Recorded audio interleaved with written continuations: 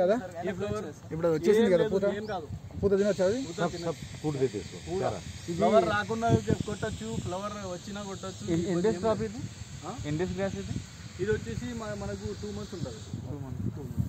25 daysకి వస్తుంది. అయినా కట్ చేసి చేయొచ్చు. యూరియా వేస్తే వస్తుంటుంది, ఏరియా వస్తే తొందరగా వస్తుంది. ఇది వేసేటప్పుడు ఇది ఉంది కదా, కొంచెం క్రాస్ ఉండాలి, ఇలా పెట్టాలి.